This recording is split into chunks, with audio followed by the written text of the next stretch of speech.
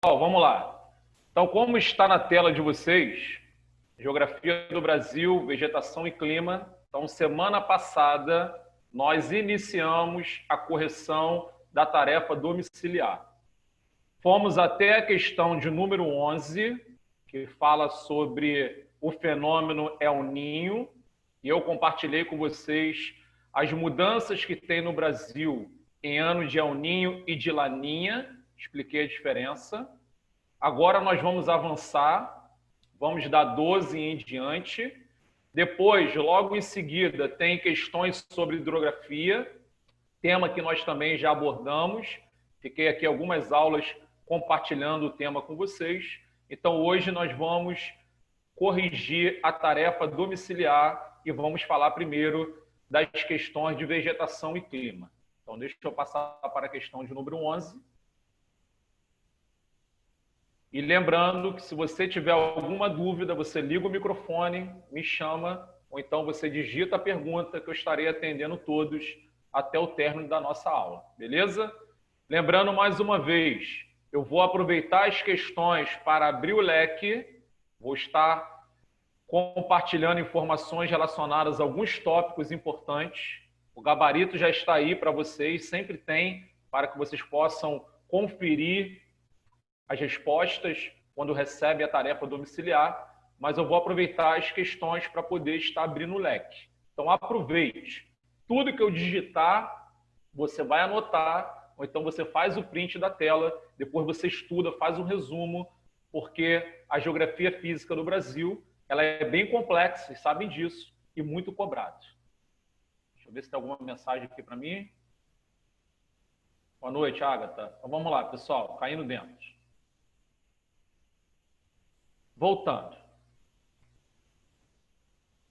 Na tela de vocês, lá em cima, do lado esquerdo, está a questão de número 11, que fala sobre o fenômeno El Niño, e eu também já falei de El Niño e Laninha. Só que eu gostaria de compartilhar mais algumas informações sobre os dois fenômenos, porque a SpaceX recentemente cobrou uma questão. E ela perguntou, por exemplo, as influências do El Niño em algumas regiões do Brasil. Então vamos voltar rapidamente. Não vamos correr, tá bom? Vamos num ritmo tranquilo para que vocês não percam nada. Então voltando, estou na 11. Então esse é o fenômeno chamado El Niño. Lembrando que o El Niño é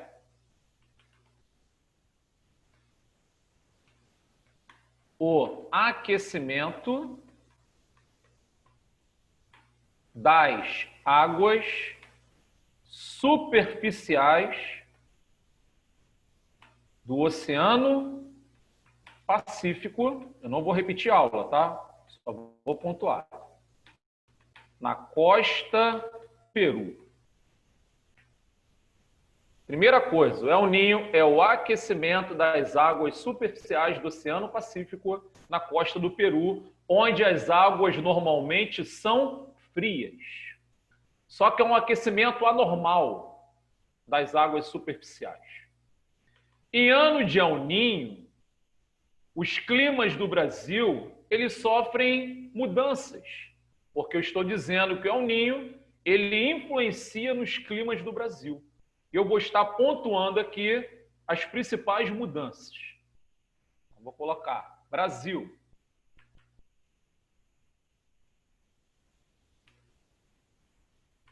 Região Norte.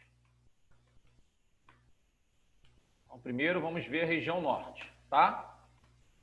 Provoca redução das chuvas no leste e norte. Deixa eu explicar isso aqui devagar. Sabemos que o clima que predomina na região norte, e agora eu vou abrir para a Amazônia, o clima que predomina na região norte do Brasil é o equatorial, também chamado de equatorial úmido. Então, o clima equatorial ele é quente e úmido, e aí nós temos uma combinação perfeita. Muito calor, muita umidade.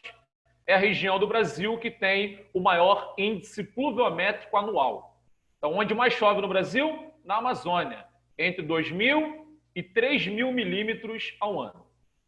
Só que em ano de El Niño, lá na região norte, tem a redução das chuvas. Não em toda a região, como coloquei, digitei, e sim no leste e norte da região norte do Brasil. Então, na parte leste e na parte norte. Lembrando que na Amazônia não existe um mês sequer seco. Chove durante todo o ano. Só que em ano de El Niño tem a redução das chuvas na parte leste e na parte norte da região norte do Brasil e podemos até falar da Amazônia. Tranquilo? Continuando. Segunda. Região centro-oeste. Provoca aumento da temperatura e do volume de chuva no verão. Depois eu dou uma passada no texto. Provoca aumento da temperatura e do volume de chuva no verão. Lembrando que o clima que predomina na região centro-oeste, no Brasil central, é o clima tropical, tropical continental, tropical típico ou tropical semiúmido. E esse clima tem duas estações do ano bem definidas. Já falei, verão chuvoso e inverno seco. Em ano de El Niño, no verão da região centro-oeste, faz mais calor e tem o maior volume de chuva. Lembrando que já faz calor e chove muito no verão. Só que em ano de El Niño, nós temos aumentos. Tranquilo? Continuando. Região Sudeste. Estou falando das 5 regiões oficiais do Brasil. Regiões do IBGE. Provoca aumento da temperatura e das chuvas no inverno. Aqui é diferente, hein?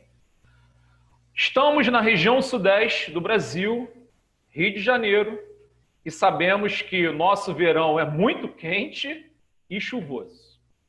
O nosso inverno é seco e com temperaturas amenas. Estou falando aqui na região metropolitana do Rio de Janeiro, onde eu estou agora. Acredito que a maioria esteja, ou todos que estão conosco. Só que no inverno da região sudeste, as temperaturas geralmente são amenas e chove pouco. E tem semanas que nem chove.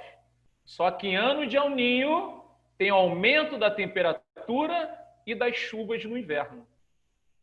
Então é a influência que a região sudeste sofre. Continuando. Deixa eu puxar lá para cima para não cortar aí. Depois eu até diminuo o espaçamento aqui. Deixa eu diminuir lá.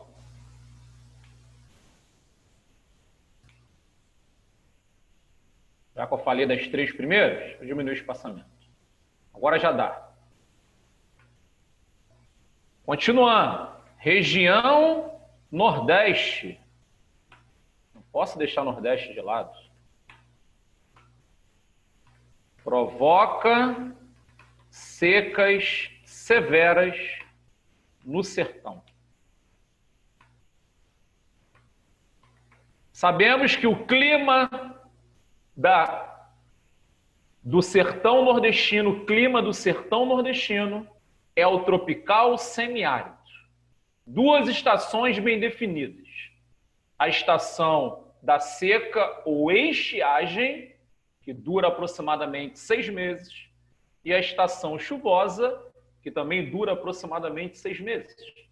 Lembrando que nos meses de fevereiro, março e abril, é quando a massa equatorial atlântica superúmida consegue adentrar o sertão e provoca chuvas intensas. Isso fevereiro, março e abril. Porque o Planalto da Borborema, ele fica no agreste, antes do sertão, e sabemos que o Planalto da Borborema tem mais de 1.000 metros de altitude e ele influenia nas chuvas e no clima do sertão. Ou seja, impede a chegada de umidade. Só que em ano de El Ninho, o que está ruim piora. Porque eu estou falando e digitei que em ano de El Ninho nós temos secas severas no sertão. É quando as pessoas que vivem da terra, as famílias que vivem ou praticam agricultura de subsistência e até agricultura familiar, não conseguem colher nada. Faz tanto calor, fica sem chover durante um longo período e o solo racha, rios secam, açudes secam, lagos secam, o pé de milho seca, o pé de feijão, o pé de macaxeira, que aqui nós chamamos de aipim, e o gado morre de fome e de sede.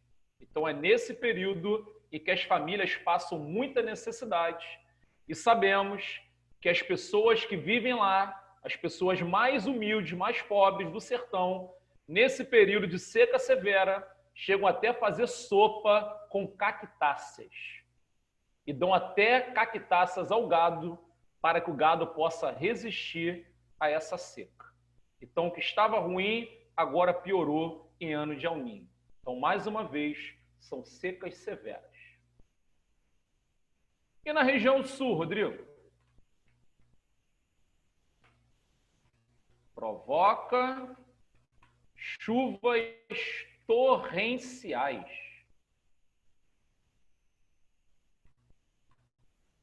Aí vou colocar aqui enchentes. Estou falando de chuvas muito acima da média. Voltando, pessoal, na região sul, em ano de El Ninho, tem chuvas torrenciais, enchentes, chuva muito acima da média. E só para vocês terem uma ideia, lá em Santa Catarina, geralmente, por conta do relevo acidentado, estou falando de planaltos, de áreas íngremes elevadas, em muitas cidades as pessoas construíram casas em costas.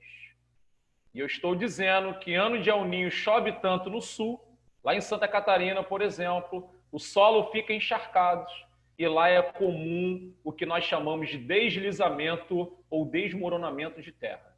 E quando, por exemplo, as previsões começam a anunciar que teremos El Ninho no determinado ano, lá no sul, os governos municipais começam já a se preparar, porque eles sabem que vem destruição e às vezes até morte.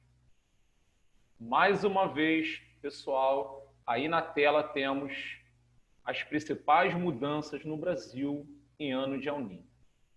Dúvida ou observação até aqui? Alguma pergunta? Reforçando que a SpaceX cobrou uma questão recentemente.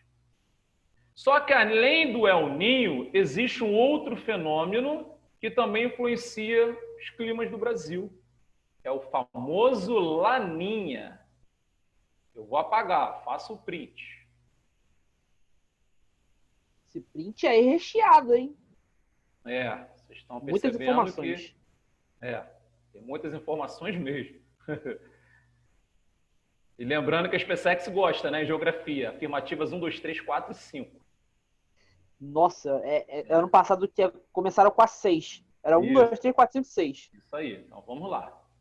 El Ninho já foi, agora vamos falar do Laninha, que é o oposto, o contrário. Laninha.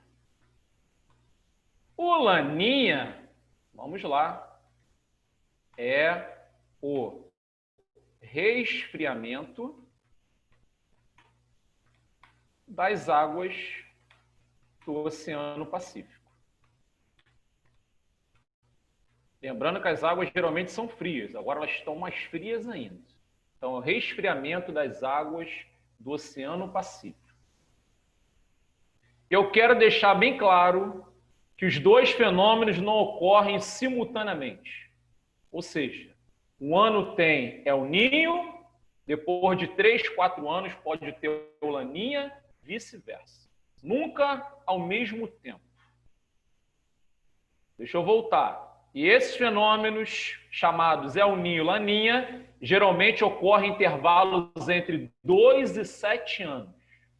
Se não me falha a memória, em dezembro de 2018, janeiro de 2019, nós tivemos o último El Niño. Só que o Laninha, que é o contrário, eu não preciso digitar tudo novamente. Por exemplo, se no sertão nordestino em ano de El Niño tem secas severas, em ano de Laninha tem chuvas intensas. Se no sul do Brasil em ano de El Niño tem chuvas torrenciais, enchentes, chuva muito acima da média, em ano de Laninha temos seca no sul do Brasil. Eu já vou colocar aqui, ó, Brasil. Provoca mudanças distintas. Então, para eu não precisar digitar tudo, é só você ver o oposto do El Niño. Então, se ano de El Niño tem uma influência no Sudeste, Laninha é o contrário. Se no ano de El Niño tem uma influência no Centro-Oeste, ano de Laninha é o contrário. Alguma dúvida ou observação? Alguém não entendeu? Professor, Pode falar. além do contrário do que acontece no El Niño, acontece mais alguma coisa a partir do Laninha? Do Laninha, vamos lá. Beleza. Então, é o oposto, é o contrário mesmo, tá bom? Então, não preciso digitar o que acontece na região Nordeste, na região Sudeste, é o oposto, é o contrário. E eu quero deixar bem claro uma coisa. O El Niño, ele tem esse nome, tirando a sua dúvida, porque ele ocorre geralmente no período de Natal. El Niño quer dizer Menino Jesus. Os pescadores peruanos batizaram o fenômeno de El Niño por conta do período do ano, período de Natal. Não é que ele ocorre só em dezembro, não, tá? Às vezes pega ali janeiro, fevereiro. Só que o Laninha, ele é mais longo. O Laninha geralmente vai de outubro a março. Março do ano seguinte. Então, o Laninha geralmente ele é mais longo que o El Niño. Tranquilo? Sim. Professor, Pode falar. tanto o Laninha quanto o El Niño, eles causam mudanças bruscas nas massas de ar? Aí é que está. É porque estamos falando de correntes atmosféricas. E essas correntes, elas são deslocadas. Elas vêm lá do Oceano Pacífico, afeta o Brasil, a Austrália, parte dos Estados Unidos. Isso não acontece só no Brasil, não, tá? Os fenômenos também influenciam em outros continentes, em outras partes do planeta. Então, são correntes atmosféricas que são deslocadas. Aí você tem as massas de ar atuando e mais a influência do fenômeno. É isso mesmo. Entendido. Até as massas de ar são alteradas, podemos dizer assim, né? Até elas sofrem alterações, entre aspas. Mais alguma pergunta, pessoal? Não? Eu já estou abrindo um pouquinho para a geografia geral, vocês estão percebendo. Vamos voltar lá à tarefa domiciliar. Dando só uma lida rápida aqui na questão 11 que está na tela de vocês. Do lado esquerdo, lá em cima. Quer falar alguém? Quer perguntar? O efeito que ele faz em outros países, ele não cai muito não, né? Então, aí que acontece. Como estamos aqui agora falando da geografia do Brasil, eu não vou abrir neste momento muito para outros continentes. Só que eu posso afirmar que, por exemplo, as mudanças que tem na Austrália, parte dos Estados Unidos, tá bom? Aqui na costa oeste da América do Sul, posso afirmar que isso aí praticamente não cai. Eu tenho aqui em mente as últimas provas e nós não tivemos nenhuma questão. Então, quando tem questão sobre a El Niño e Laninha, refere-se ao Brasil. Show, obrigado, professor. Beleza? Porque depende muito da parte dos Estados Unidos, depende muito da parte da Austrália. Então, fica algo muito amplo. Lucas, professor, eu tenho uma dúvida. Tem anos que não ocorre nenhum dos dois. Fato. Tem ano que não ocorre nenhum dos dois. Por exemplo, agora 2020, não tem a ocorrência de nenhum dos fenômenos. Então, intervalo de entre 2 e 7 anos, tá bom? Intervalos de 2 a 7 anos. Pode ficar 3 anos sem nenhum. Pode ficar 4 anos sem nenhum. Mas pode ter um no ano e o outro no ano seguinte. Beleza, Professor, Lucas? Pode falar. o que provoca essa alteração Beleza. pode ser a movimentação interna da Terra? Eu esqueci qual Você era está o nome. falando do movimento de translação, movimento de rotação, é isso que você está querendo dizer? Sim. Não, não. É porque nós temos os ventos, tá?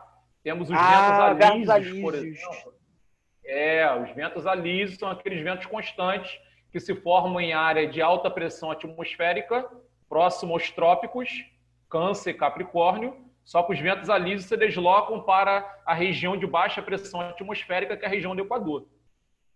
E aí nós temos justamente a incidência dos raios solares e os ventos alísios que estão circulando. Então esses ventos empurram as águas superficiais do Oceano Pacífico para a costa do Peru.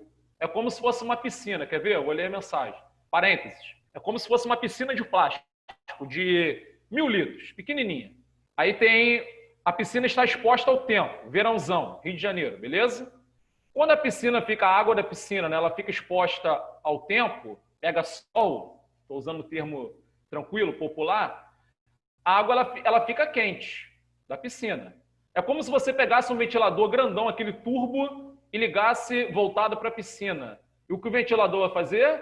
O vento ele vai empurrar as águas superficiais para o canto da piscina. Então você terá aquele canto mais quente, enquanto o restante vai estar o quê? Mais frio. Caramba, que louco.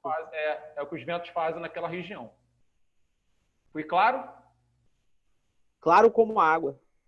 Valeu, obrigado. Deixa eu ler aqui, antes tem alguma mensagem.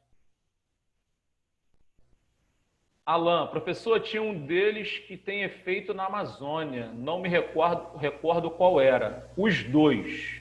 Exemplo, em ano de El Niño, redução das chuvas na parte leste e na parte norte da Amazônia.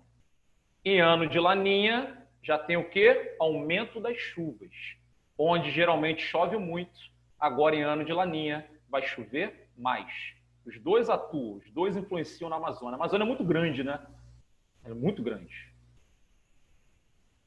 Entendeu? Alan, estamos aí, querido. Precisando, é só me chamar. Eu vou avançar sim. Aqui é para tirar dúvida, tá? Já tem um gabarito aí, esquenta a cabeça com isso não. Vamos aonde? Recentemente, a mídia alertou para a possível ocorrência de enchentes no sul do Brasil.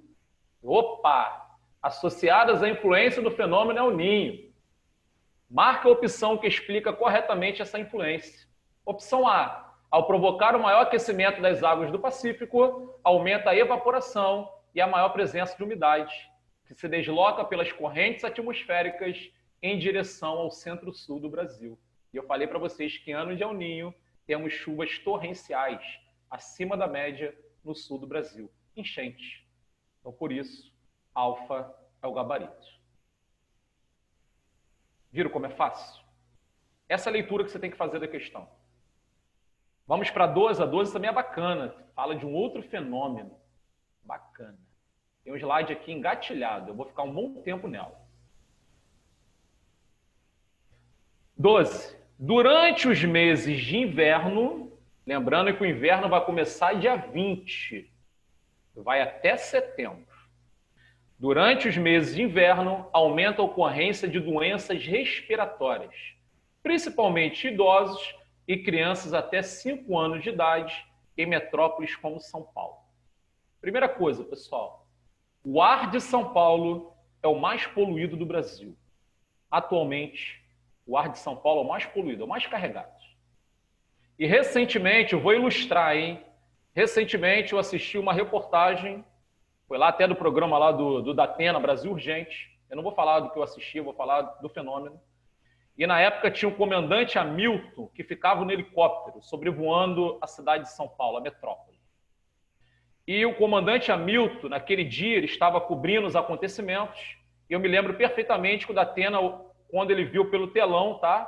Ele falou assim, pelo monitor, ele falou, caramba, comandante Hamilton, já tem 40 dias que não chove aqui em São Paulo, no inverno, e o ar estava muito carregado, tinha aquela nuvem cinza. Dava para você ver os poluentes, a poluição assim, aquela nuvem cinza, quase negra. Ele falou, caramba, comandante Hamilton, olha só como a poluição está concentrada próxima à superfície. E já tinha mais ou menos 40 dias que não chovia.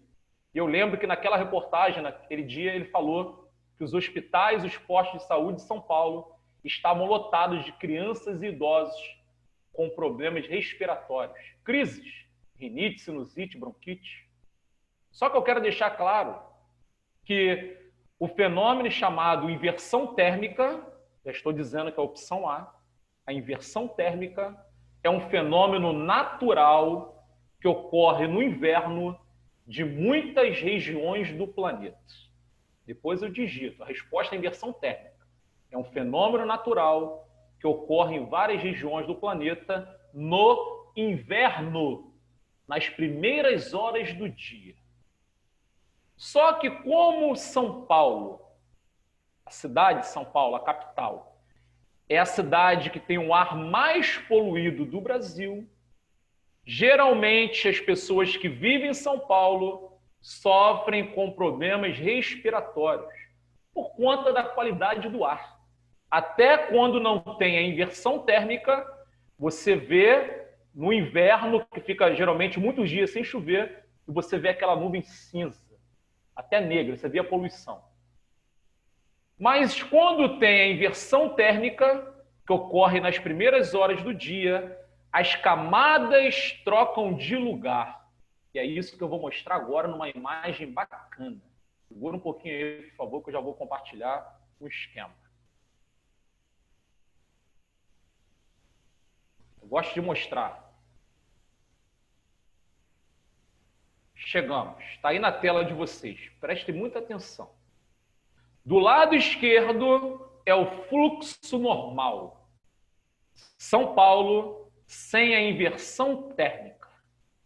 Quando nós temos o fluxo normal, lá em cima está o ar mais frio, no meio o ar frio, denso, e próximo à superfície é o ar quente, mais leve. Então, quando tem o fluxo normal em São Paulo, se chegar uma frente fria, o vento começar a circular e der uma pancada de chuva, a qualidade do ar vai melhorar e muito, porque o ar quente que fica próximo à superfície, ele facilita a dispersão dos poluentes. Só que do lado direito está o fenômeno natural chamado inversão térmica. Já que a inversão térmica, vocês estão vendo que não tem mais a camada de ar mais frio, lá em cima é o ar frio, denso. Agora no meio está o ar quente, porque ele subiu, e o ar frio que estava no meio desceu. Então, inversão térmica, porque as camadas trocam de lugar. Já que o ar frio, agora do lado direito, é mais denso, mais pesado, e ele está próximo à superfície, ele vai impedir a circulação dos ventos. Os ventos não vão descer, não vão circular. E quando tem inversão térmica, o ar de São Paulo fica mais carregado, porque agora a poluição ela está próxima à superfície. Por isso, as crianças e os idosos, principalmente, sofrem muito com problemas respiratórios. Mas quando a inversão térmica ocorre em uma região do planeta que não tem poluição, não causa nenhum dano ao ser humano, vida que segue, ocorre nas primeiras horas do dia, daqui a pouco o fenômeno desaparece, o ar quente mais leve fica próximo à superfície e vida que segue. O problema é quando a inversão térmica, pela última vez, ocorre em cidades com muita poluição. E já que o inverno de São Paulo ele tem temperaturas mais baixas e praticamente não chove, os poluentes já ficam próximos à superfície. E quando tem inversão térmica, o ar, o vento não circula. Consequentemente, a poluição fica muito perto da superfície, onde as pessoas levam, a vida. Estou falando do cotidiano. Alguma dúvida ou observação até aqui? Alguém não entendeu? Beleza? Professor, eu não entendi. Pode explicar mais uma vez? Claro. Do lado esquerdo, mais uma vez, está o fluxo normal. São Paulo sem inversão térmica. Dia normal. Dia normal, O ar quente fica próximo à superfície, como estamos vendo. O ar frio fica no meio e o ar mais frio lá em cima. Já que o ar quente ele é mais leve, dia normal, se, por exemplo, ventar muito ou chegar uma frente fria e cair uma chuva, a qualidade do ar em São Paulo vai melhorar e muito. Porque o ar quente, por ser leve, ele facilita a dispersão dos poluentes. Então, se ventar ou cair uma chuva, a qualidade do ar melhora bastante. Isso em dia normal. Do lado direito é a inversão térmica. Estamos vendo que as camadas trocaram de lugar. O ar quente leve subiu e o ar frio pesado mais denso desceu. Já que o ar frio ele é mais denso, mais pesado, agora ele está próximo à superfície. Esse ar frio ele impede a circulação do vento. Consequentemente, quando tem inversão térmica, os poluentes ficam concentrados próximo à superfície, mais baixo, fica na área mais baixa. Por isso, as pessoas que sofrem com problemas respiratórios geralmente apresentam crises, principalmente crianças até 5 anos de idade e também os idosos. Só que eu estou afirmando que é beleza? Que é um fenômeno natural que ocorre em várias regiões do planeta. E onde não tem poluição, Caramba, que azar. a inversão térmica não causa nenhum dano. É consequência, né, cara? Não é questão de azar, né? É consequência de uma poluição, infelizmente. Cresceu muito populosa, muito industrializada, e aí tem a poluição e aquilo, né? Quando o homem altera o meio ambiente, infelizmente ele paga o preço. É o que o senhor fala, né, mestre? A natureza é perfeita, o homem não estraga. Hein, professor? O problema é quando o homem entra no negócio. Pode falar. Então, a inversão térmica, né, ela só pode ocorrer se tiver outros agentes para ajudá-la. O vento e a chuva. Ela, sim, não. Sem... Opa. Não. Deixa eu digitar aqui. Calma aí, rapidinho. Tem uma mensagem aqui. Tá. Vou pegar um gancho na sua pergunta. Segura um pouquinho, por favor. Aí o Alan, é só não jogar metano no ar. Também é. É só diminuir bastante a poluição atmosférica. Só que estamos falando de indústrias automóveis. São milhões de automóveis que circulam na cidade de São Paulo diariamente. Cerca de 6, 7 milhões de automóveis que circulam, né, pessoal? Então não são somente as indústrias, as fábricas. Até porque no centro de São Paulo não tem muitas fábricas, tem muitos prédios. Agora tem, na cidade de São Paulo, quase 7 milhões de veículos circulando. E qual é o principal combustível? Quando for ônibus ou caminhão, é o diesel, derivado do petróleo. E quando é o carro de passeio, por exemplo, geralmente a gasolina também é derivada do petróleo. Então nós temos aí muita poluição. Deixa eu explicar isso aqui, pegando um gancho aí na pergunta. Vamos lá. Falei para vocês, eu vou digitar, para que vocês possam fazer o print. Então, inversão térmica. Nós chamamos de... Vou ler a mensagem. Nós chamamos de problema ambiental ou impacto ambiental, mas, na verdade, é um fenômeno natural.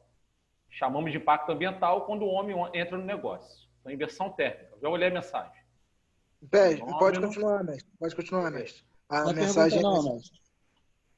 Fenômeno natural que ocorre em várias regiões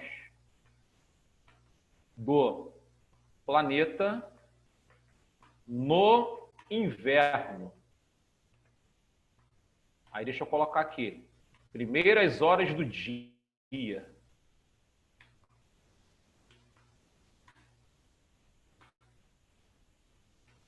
Um fenômeno natural que ocorre em várias regiões do planeta no inverno, primeiras horas do dia. Vale ressaltar que em locais com muita poluição, o fenômeno costuma agravar os problemas respiratórios.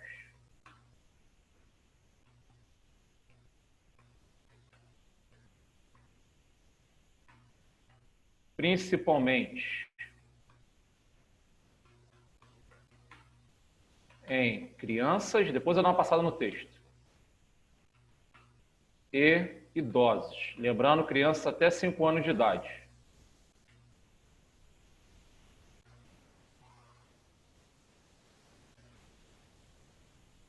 Aí, respondendo a pergunta, a inversão térmica ocorre com poluição ou sem poluição? Mas quando tem poluição, sabemos que os problemas respiratórios se agravam. Dúvida? Alguma pergunta? Tudo ok. Tranquilinho? Então tá beleza.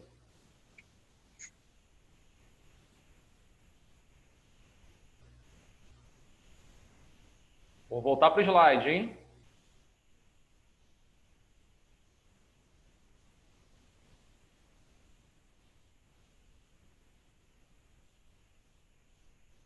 Então, mais uma vez, está aí na tela de vocês o esquema.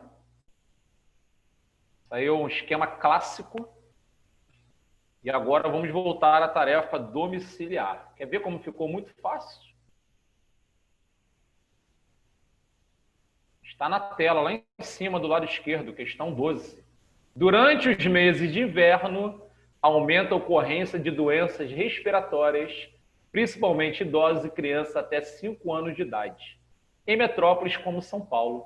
Um dos fatores que agrava esse quadro é, opção A, a inversão térmica, que consiste na retenção de camada de ar quente por uma camada de ar fria, impedindo a diluição de poluentes, como eu expliquei para vocês aí durante uns 10 minutos.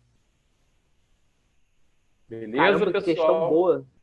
Boa e fácil pra caramba, né? Fácil para quem está estudando, é claro. Boa, muito boa. Bacana. Agora vamos para 13. Perdão.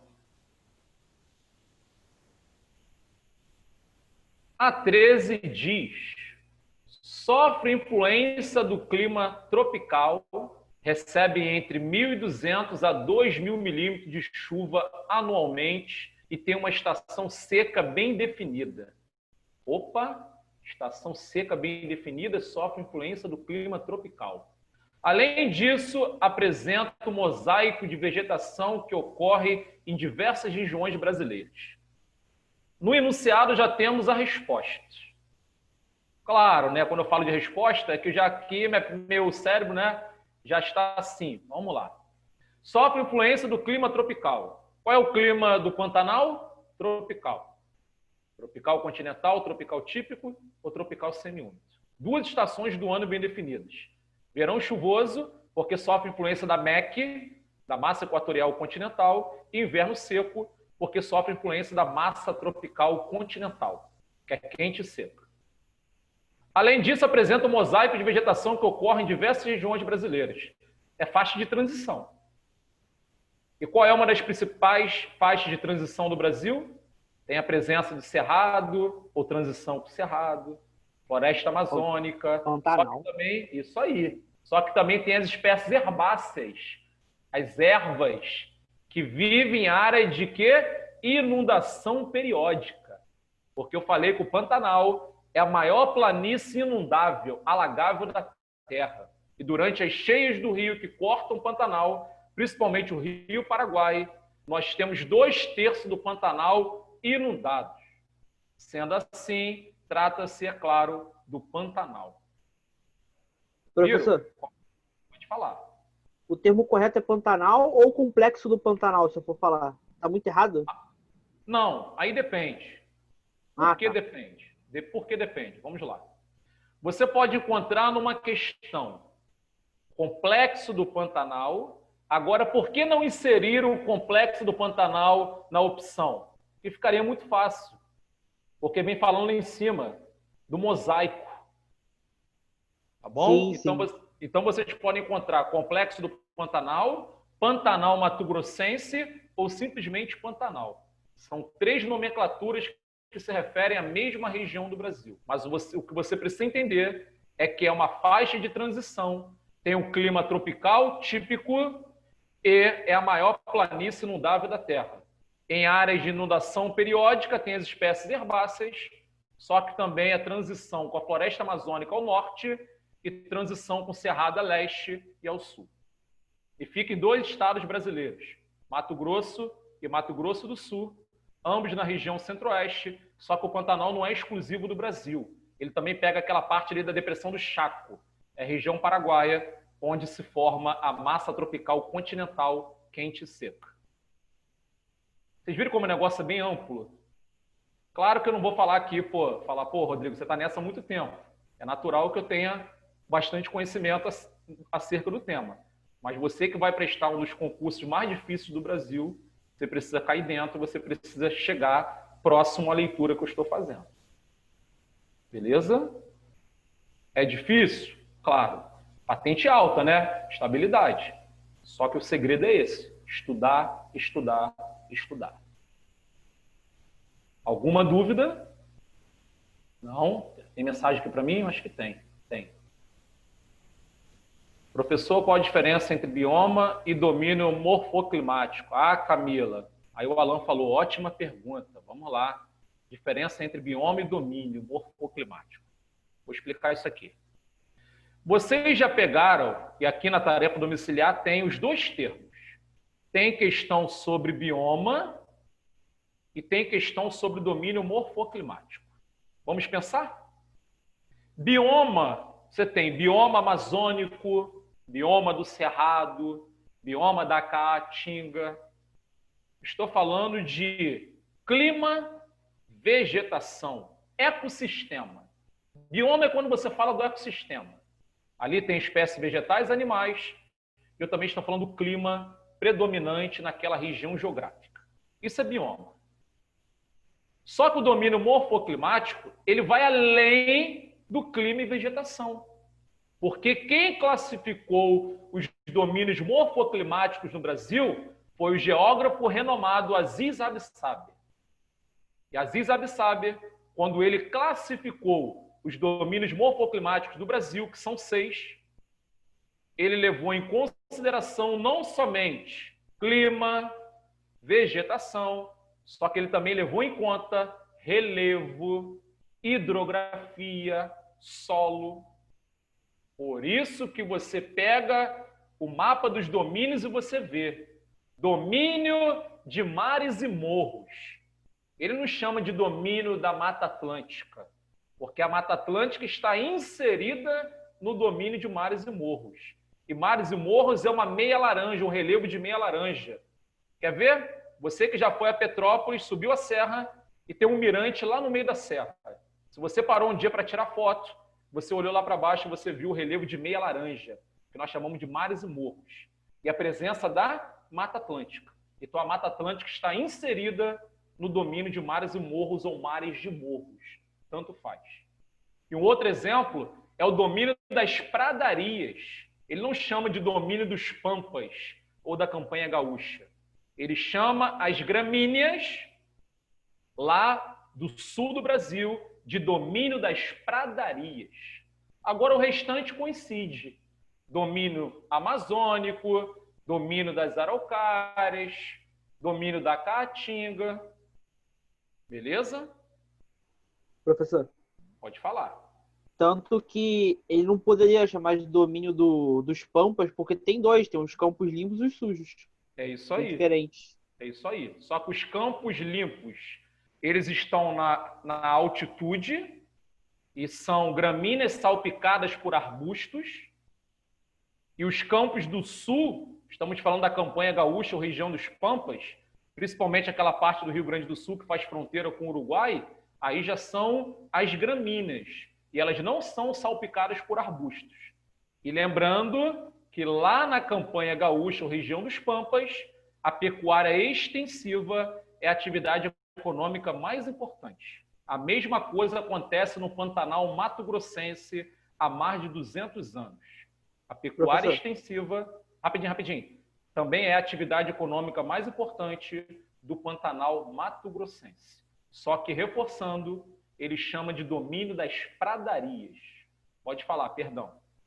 Pode relembrar o que era como é que é? Pecuária extensiva e intensiva? Sim, eu vou falar aqui devagar, tá bom? Se você não entender, você pode falar que eu até digito, mas eu vou explicar devagar e você vai conseguir entender. Isso é para você e para os demais, tá, pessoal? Você já caiu algumas vezes. A pecuária extensiva é o gado criado solto. Gado criado solto, geralmente em latifúndios, grandes propriedades. Pensa no sul do Brasil, lá na região da Campanha Gaúcha. Só que o gado é criado solto e se alimenta da gramínea. Eu vou usar um termo popular. Se alimenta do capim da fazenda.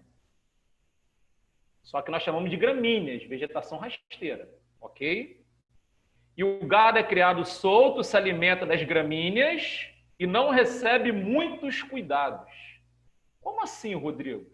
Você está dizendo que o gado não é vacinado, não é acompanhado? Claro que sim, pessoal.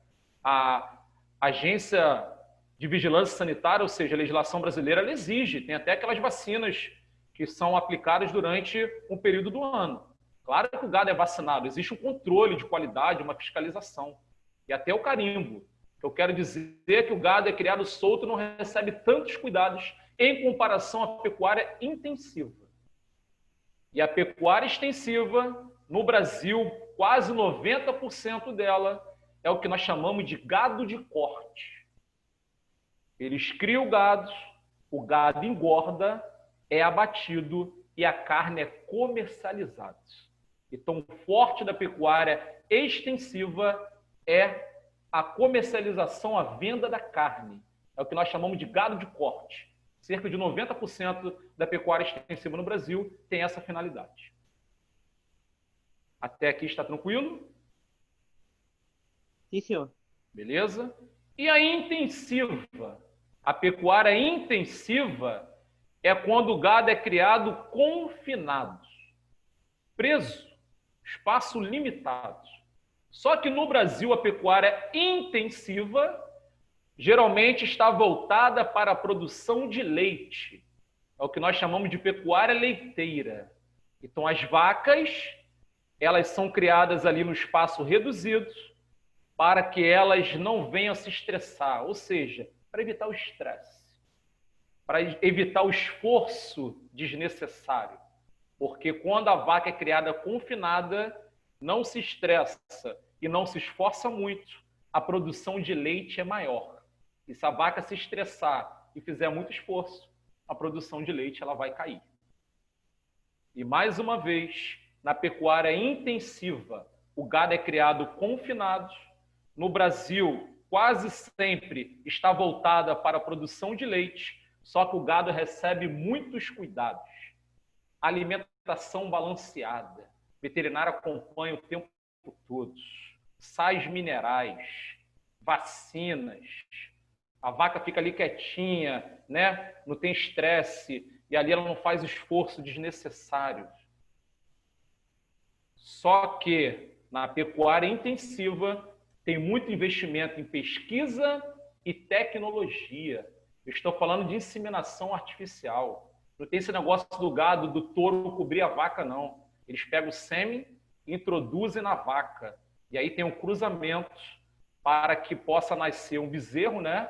Ou no caso uma fêmea, que venha a dar 40, 45 litros de leite por dia. É inseminação artificial. É o que nós chamamos aí de investimento em pesquisa, tecnologia. E a ordenha não é manual não, tá? São aquelas máquinas que ficam responsáveis pela ordenha, por tirar o leite. Tem um controle de qualidade, todo mundo com roupa branquinha, fiscalização, a higiene, 100%. E a vaca, ela fica lá quietinha, porque geralmente é uma vaca premiada. Estamos falando de milhões e milhões em investimentos. E só rapidinho, vou ler a mensagem. Às vezes o dono da fazenda, ele dá muito mais valor, atenção à vaca do que a própria esposa, só para vocês terem noção de como na pecuária intensiva o negócio ele é bem estreito, tá? É verdade. A mimosa é a mimosa, né, gente? É, pô. Aí colocou lá, picanha de 120 quilos. Pô, E quando, é claro, pessoal, quando, por exemplo, a vaca ela diminui a produção de leite, só voltando, fechando aí ela é abatida e a carne é comercializada, tá bom?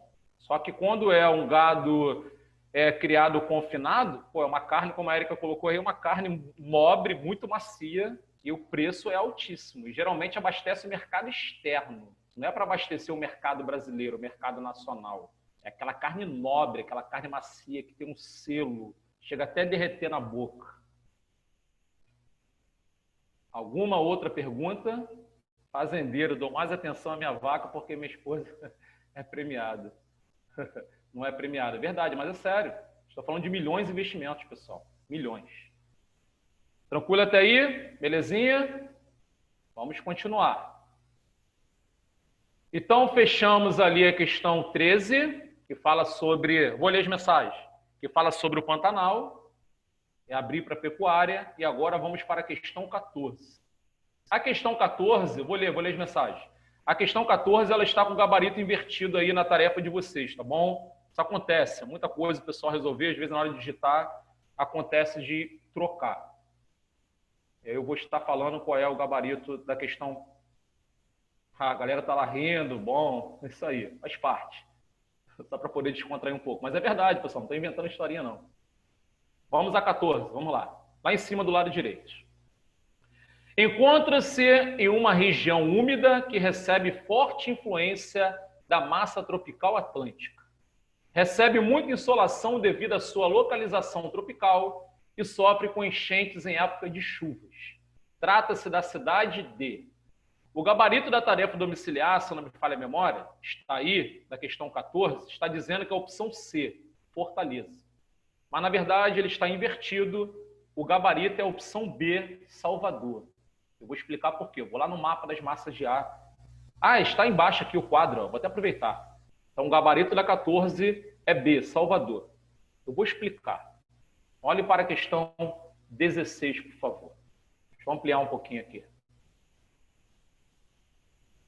Show, agora ficou bom. Vocês estão vendo aí do lado esquerdo, no mapa da esquerda, da questão 16, aí estão as 4 massas de ar que atuam no verão. Então, a MEC, a MEA, a MTC e a MTA. Só que a MTA, que é o nosso foco, que está embaixo no Oceano Atlântico, é a massa tropical atlântica que provoca chuvas no sul e sudeste no verão e provoca chuvas nas capitais nordestinas e muitas capitais no inverno, como o mapa da direita está mostrando. E lá embaixo está escrito, ó, ventos alísios de sudeste. É que os ventos alísios que se formam próximo ao trópico de Capricórnio, eles deslocam a massa de ar no inverno até algumas capitais nordestinas. Estou falando de cidades que ficam na zona da mata. E eu falei para vocês, semana passada, que quando chegar o inverno, vai começar agora dia 20, você vai ligar a televisão e você vai assistir uma reportagem sobre chuvas torrenciais em algumas capitais nordestinas. Alagamentos, enchentes. Ô, Rodrigo, vira essa boca para lá. Mãe de Ná, não, pessoal. Isso é baseado em estudos. Ok? É porque as cidades cresceram tanto, estou falando de um crescimento desordenado. E aí, elas sofrem com as enchentes justamente por causa da falta de infraestrutura. Não é culpa da chuva, não, tá? É um crescimento desordenado. E eu estava assistindo o Jornal Nacional anteontem, olha só que coisa curiosa. E lá na previsão do tempo, lá a Anne Lotterman estava lá apresentando e falou o seguinte, que agora no mês de junho vai chover pra caramba em algumas capitais nordestinas. Só para reforçar o que eu falei. E quando chegar julho e agosto, então, nem se fala. Porque eu estou dizendo, e no mapa da direita está inserido, que a massa tropical atlântica, ela provoca chuvas no inverno. Só que as setas mostram influência. As setas estão chegando até a Bahia, que é aquele estado grandão lá do Nordeste. As setas estão passando ali por Alagoas, ali, por exemplo, estado de Alagoas, estado de Pernambuco, chegando até o estado da Paraíba. E o Ceará, Rodrigo, Fortaleza. Fortaleza fica lá em cima, lá no sertão. Estou dizendo que a MTA a massa tropical atlântica não influencia nas chuvas de Fortaleza, Ceará. E ela chega até mais ou menos ali o estado da Paraíba. E quem influencia lá no Ceará, Fortaleza, Ceará, é a MEA, é a massa equatorial atlântica que aparece no mapa da esquerda, que representa o verão. E eu vou mostrar, vou diminuir aqui, eu estou justificando porque o gabarito é Salvador e não Fortaleza. Ô, Rodrigo, como que eu vejo ali Ceará, Fortaleza? Pô, pessoal, você conhece o mapa do Brasil, não conhece? Nessa altura do campeonato você já conhece. Por exemplo, do lado direito aí, inverno, as setas, ó. Primeiro estado nordestino, Maranhão, da esquerda para a direita. Depois vem o Piauí, depois o Ceará. E aí fica Fortaleza, que é a capital, no sertão. E aí vai descendo, né, pessoal? Rio Grande do Norte, Paraíba, até chegar ao estado da Bahia, que é aquele grandão lá, que tem a seta da MPA, no verão e no inverno. Alguma pergunta até aí? Alguma dúvida? Fui claro? Tranquilo. Então vamos a 15. Olha que massa de aço aí cai bastante, pessoal. Tem que ter cuidado. 15. Indica a alternativa que representa corretamente, o domínio morfoclimático brasileiro, em que há uma significativa ocorrência de clima equatorial superúmido. O clima equatorial, ele predomina na Amazônia. Se ele predomina na Amazônia, estamos falando do domínio amazônico, que vai além da vegetação, hein? Lembrando, também leva em conta relevo, solo, hidrografia e clima. Então, Charles, a opção C é o gabarito. Foi. 16. Já fizemos a leitura dos mapas, hein? Vamos direto ao enunciado. Para responder a esta questão, analise as figuras. Embaixo, qual a alternativa que não descreve os movimentos das massas de ar que atuam no território brasileiro? Opção A. No inverno, a massa polar atlântica pode penetrar no território brasileiro até as imediações do norte do país. Vocês estão vendo no mapa da direita a MPA chegando até a Amazônia, no inverno. Provoca o fenômeno chamado friagem. É um fenômeno atmosférico que ocorre no norte do Mato Grosso, parte de Rondônia, sul do Amazonas e também no Acre. E alguns anos atrás, eu estava lendo uma matéria recentemente sobre, acho que agora por volta de 2012, 2013, se eu não estou enganado, e lá no Acre, quando teve a friagem, durante uma semana, a temperatura ficou entre 9 e 12 graus. E lembrando que lá no Acre o clima é equatorial, quente e úmido. Lá faz muito calor. Só que quando a MPA chega e provoca a friagem, as temperaturas despencam. Então deixa eu voltar à opção A. No inverno, a MPA pode penetrar no território brasileiro até as mediações do norte do país. Chega até a Amazônia, até a região norte. Mas não provoca queda na temperatura. Ué, e a friagem?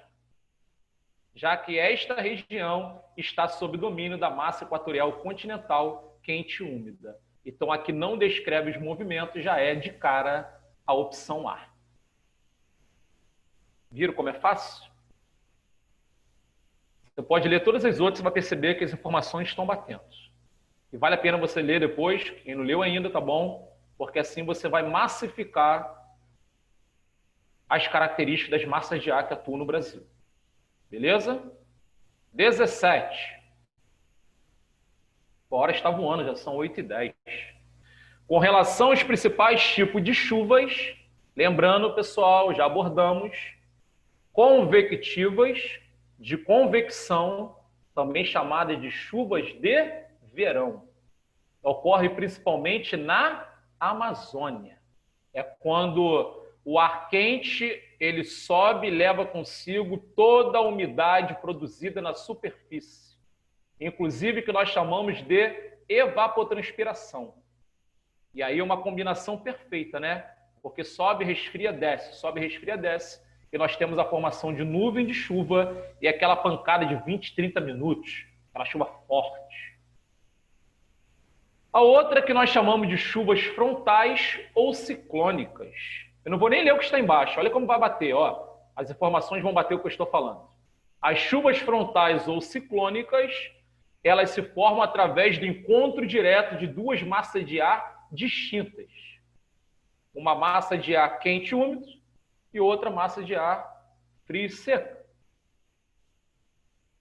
E orográficas ou chuva de relevo, que ocorrem, por exemplo, na Costa Verde, Mangaratiba, Angra dos Reis e Paraty, por conta da presença da Serra do Mar, que age como uma barreira física natural. Então, a umidade vem do oceano, tem a presença da Serra do Mar, que é um planalto, impede a passagem da umidade para o outro lado.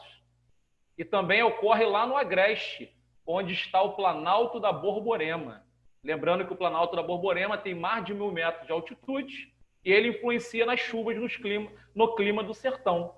E o Planalto da Borborema também age como uma barreira física natural. A umidade vem do oceano, adentra a região nordeste, quando chega o Agreste, encontra o Planalto da Borborema. As chuvas ficam concentradas ali e só chega o ar seco ao sertão. Pode ver que está batendo. Analisa as seguintes assertativas. 1. As chuvas convectivas de convecção ou de verão são provocadas pela ocorrência de subidas de ar quente e o resfriamento das camadas superiores da atmosfera.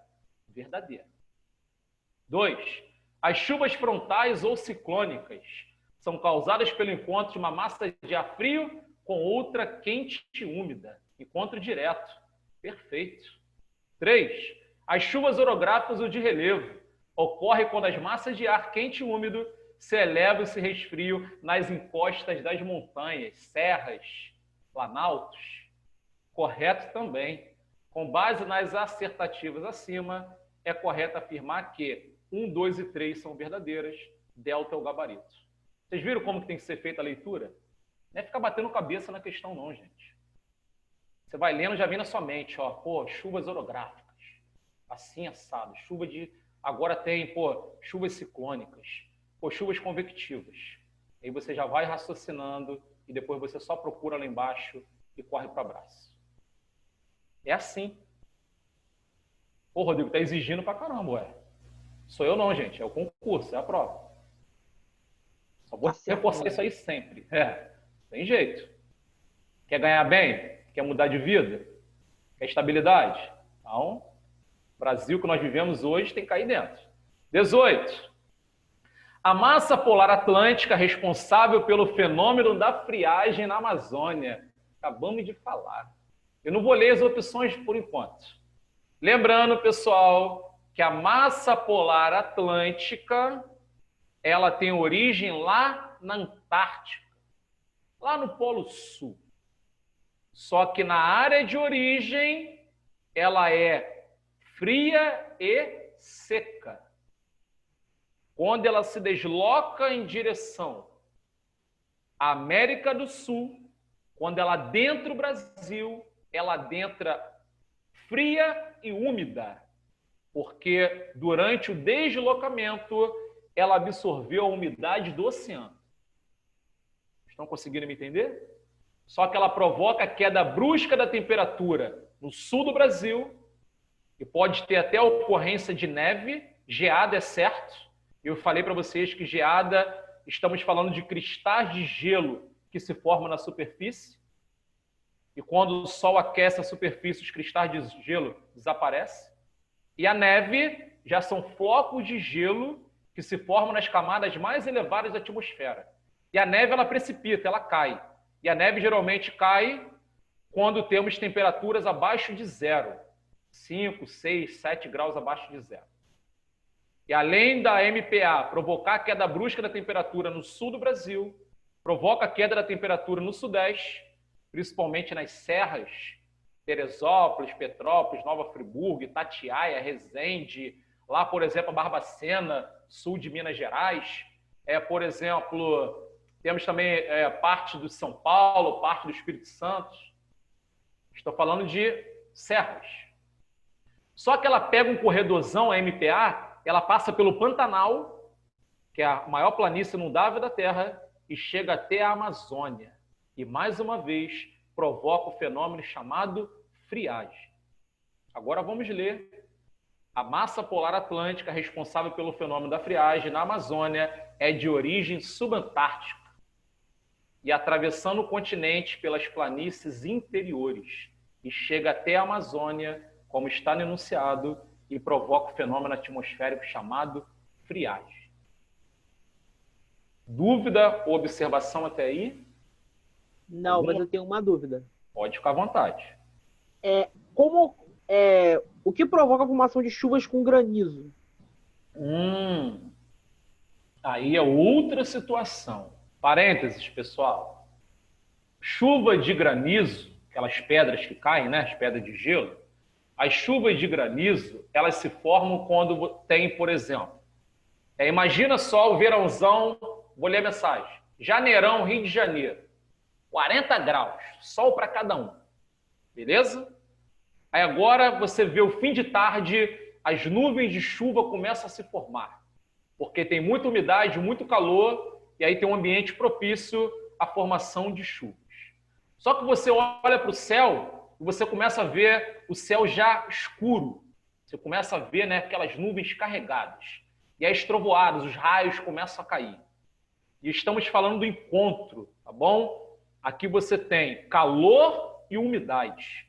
Lá em cima, nas camadas mais elevadas da atmosfera.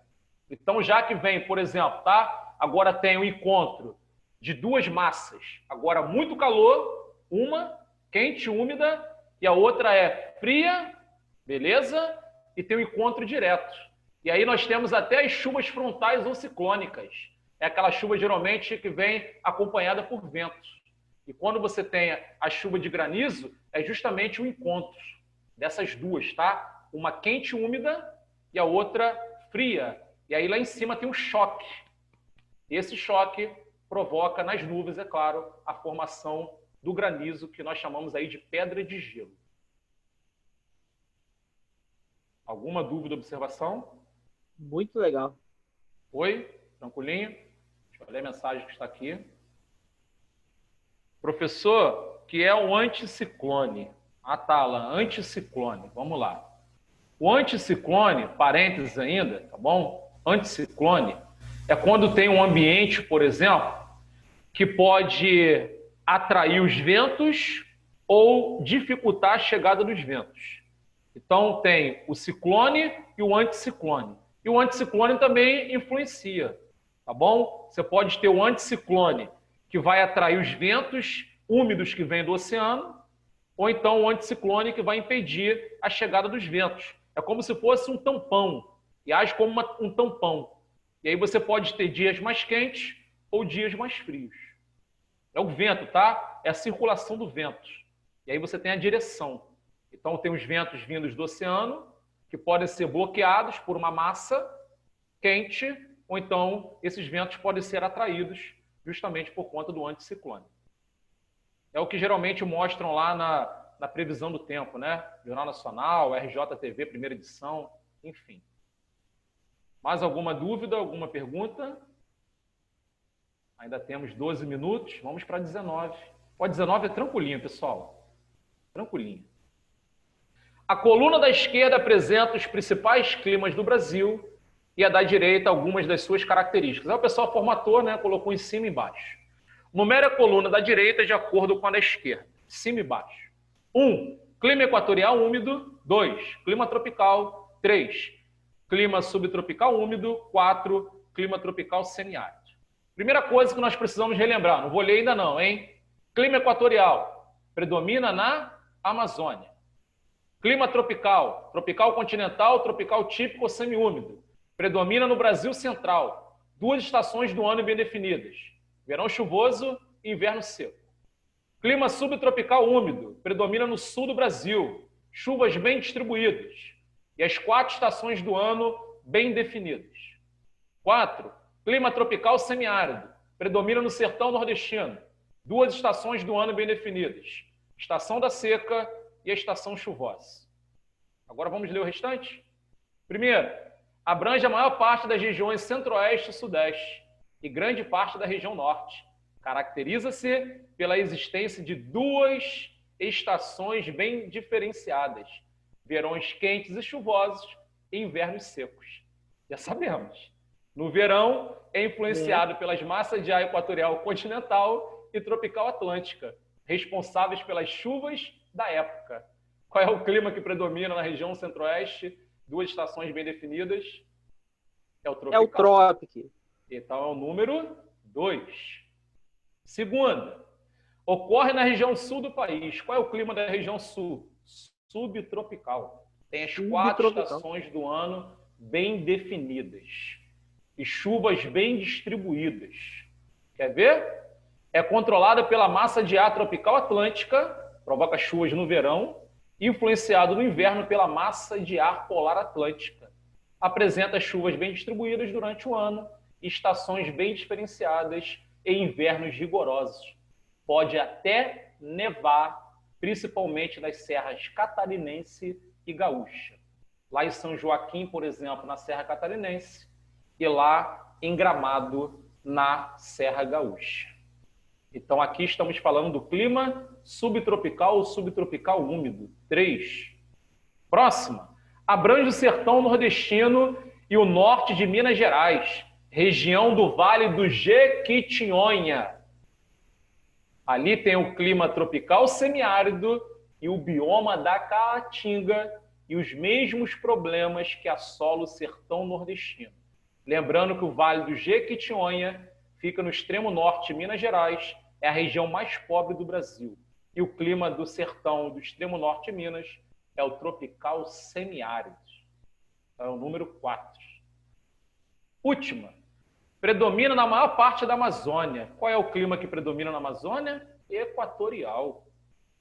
É controlado pela massa de ar equatorial continental. Apresenta temperaturas sempre elevadas. Baixa amplitude térmica anual. A diferença entre a média do mês mais frio e a média do mês mais quente não ultrapassa os 3 graus Celsius. E chuvas abundantes e bem distribuídas.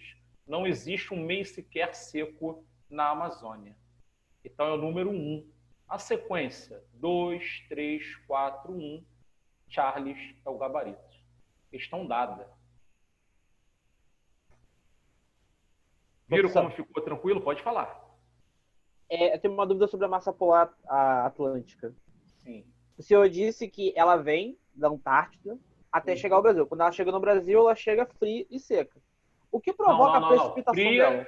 Fria e úmida. Fria e úmida? Ah, certo. Entendi errado. Foi mal. A origem dela, sua origem, tá? Fria e seca. Só que ela se desloca em direção à América do Sul, Brasil, por exemplo, e no deslocamento ela vai absorvendo a umidade do oceano. Tá conseguindo me entender? Nossa, eu fiz o contrário. Desculpa, professor. Não, tranquilo. É aí quando ela adentra o Brasil, ela adentra, é claro, fria, que é polar, e úmida. Ok? Belezinha? 20. A 20 é bacana, hein? São 8h24, mas eu vou explicar a 20 aqui porque vale a pena. Vamos lá. 20. Clima quente e seco e ação constante dos ventos alisos. Lembrando que os ventos alisos são os ventos constantes. Se formam em áreas de alta pressão atmosférica, mais uma vez, próximo aos trópicos. Câncer, no hemisfério norte, e Capricórnio, no hemisfério sul, só que os ventos alisos se deslocam para a região de baixa pressão atmosférica, que é a região do Equador. E lá no litoral nordestino, entendam, litoral cearense, litoral potiguar, Rio Grande do Norte, os ventos alisos ficam lá o tempo todo. Por isso, a energia eólica, gerada através do uso da força dos ventos, ela já responde pela metade de toda a energia elétrica produzida no Nordeste atualmente. Porque lá tem ventos constantes, inclusive na mesma direção. Aí tem aqueles aerogeradores, os cataventos que ficam lá o tempo todo nas hélices girando e gerando uma energia limpa. Continuando. Só que a questão diz: clima quente e seco e ação constante dos ventos alísios são fatores naturais favoráveis à produção de carvão mineral em Santa Catarina. Pô, pessoal, carvão mineral é combustível fóssil. Em outro momento vamos falar disso. Tem nada a ver com vento. B, erva mate. Pô, é um vegetal. Lá no subbosque da Araucária. Não é à toa que o pessoal do sul gosta muito do chimarrão. C, borracha no Acre. Pô, a borracha ela é produzida através do uso do látex, que é extraído da seringueira. Isso. E a seringueira é uma espécie típica da mata de várzea da Amazônia. Lembram? D, sal no Rio Grande do Norte. Opa! Segura aí alguns minutos. O estado do Rio Grande do Norte é o maior produtor de sal marinho do Brasil. Mais uma vez eu vou ampliar o negócio. O estado do Rio Grande do Norte é o maior produtor de sal marinho do país. Mas o que os ventos alísios têm a ver com sal marinho lá no litoral potiguar? Tudo. Porque tem os reservatórios, como se fossem piscinas, que recebem a água do oceano, a água do mar. A água fica represada nos reservatórios.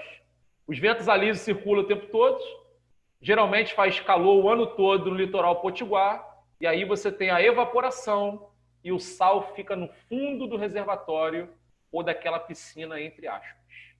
E os ventos alísios, mais uma vez, eles são favoráveis à produção de sal marinho no estado do Rio Grande do Norte. Delta é o gabarito. Alguma dúvida até aqui? Alguma observação? Mestre, não é dúvida, mas eu poderia falar mais sobre a cobre na Bahia?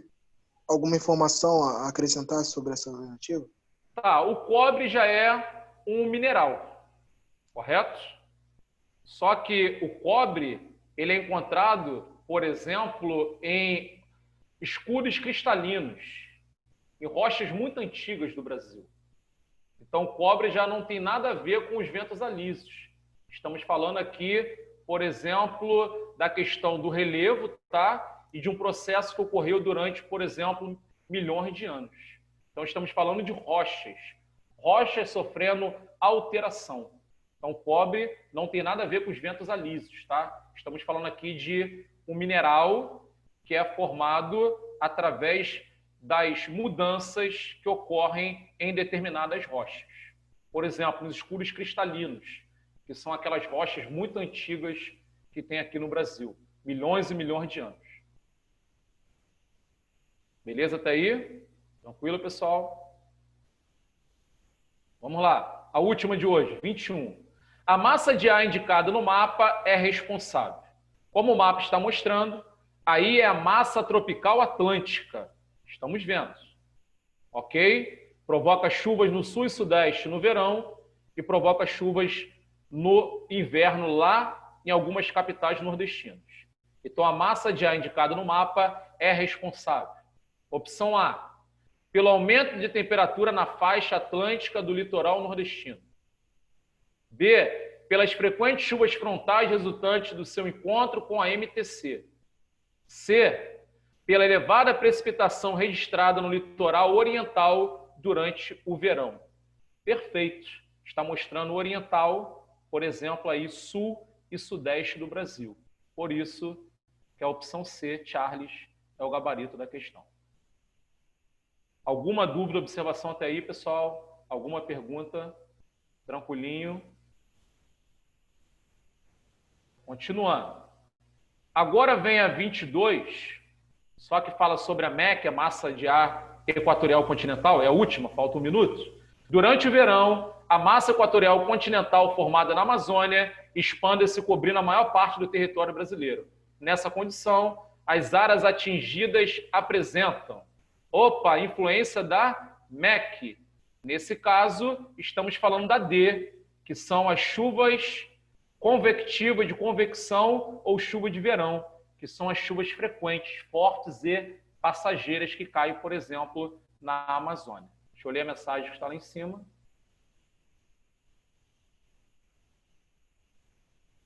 para fechar, beleza? Então, pessoal, fechamos aqui questão 22. Semana que vem nós vamos avançar e vamos conseguir corrigir também as questões sobre hidrografia, beleza? Quero agradecer a todos a atenção, a participação, a parceria de sempre. Uma ótima noite de sono, bom descanso e até a próxima quarta, se Deus permitir. Valeu, mestre.